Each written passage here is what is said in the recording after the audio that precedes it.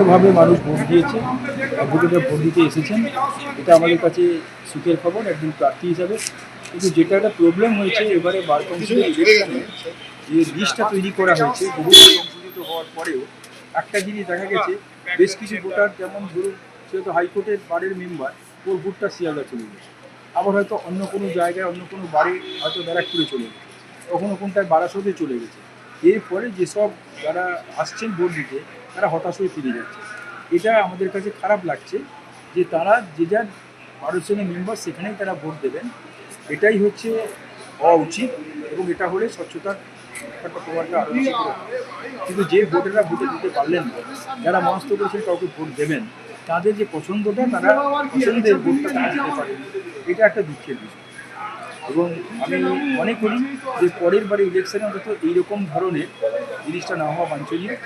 আমি 43 বছর প্র্যাকটিস করার পরে বিভিন্ন দায়িত্ব সামলেও এবারে ইলেকশনে দাঁড়িয়েছি এইটার জন্যই, যে আমাদের বার কাউন্সিলটাতে কিছু কিছু কাজ করার দরকার আছে, যে লয়ারদের স্বার্থে, এবং সেই স্বার্থে কাজ করার জন্য সেখানে রিপ্রেজেন্টেশন লয়ারদের আমার দরকার। তার জন্য I decided to contest the election 2026 of the bar council.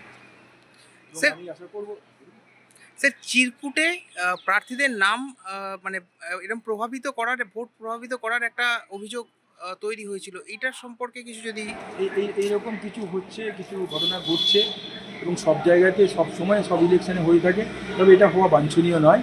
স্বচ্ছতার সঙ্গে যারা কন্টেস্ট করছেন বা যারা ইলেকশনে দাঁড়িয়েছেন, তারা আমরা প্রতিনিধি হয়ে যাব, আমাদের মধ্যে স্বচ্ছতা অবশ্যই। সেই জায়গাটাতে আমার মনে হয় যে আমরা সততার সঙ্গে দাঁড়াবো, কন্টেস্ট করবো, যে আমরা হারবো জিতবো সেটা বড় কথা না। আমাদের লয়ার যারা আছেন তারা অনেক বুদ্ধিমান, তারা প্রভাবিত না হওয়ারই চেষ্টা করা উচিত। যদি প্রভাবিত হয় সেটা দুঃখজনক। একটু নামটা স্যার। আমার নাম অরুণ কুমার মাইতি, আমার এইবারে সিরিয়াল নাম্বার হচ্ছে 12। আমি হাইকোর্টের বয়সের মেম্বার, আমি 43 বছর। আর একটা শেষ প্রশ্ন, সেটা হচ্ছে যে নির্বাচনের যে ফলাফল, সেইটা কি একটু সময় সাপেক্ষ হবে বলে মনে হয়? হ্যাঁ, হতে পারে, কারণ এবারে এই বার কাউন্সিল ইলেকশনটা একটু কাউন্টিংয়ের কতগুলো প্রসেস আছে, যেগুলো প্রেফারেন্সিয়াল ভোটের ব্যাপার থাকে, সেই জন্য কাউন্টিংয়ে একটু সময় লাগতে পারে। সেটা নির্ভর করবে কীভাবে কাউন্টিংটা হবে, কীভাবে ম্যানেজমেন্টটা কীভাবে চলবে, সেটার উপর অনেকটা নির্ভর করছে কত তাড়াতাড়ি বসে।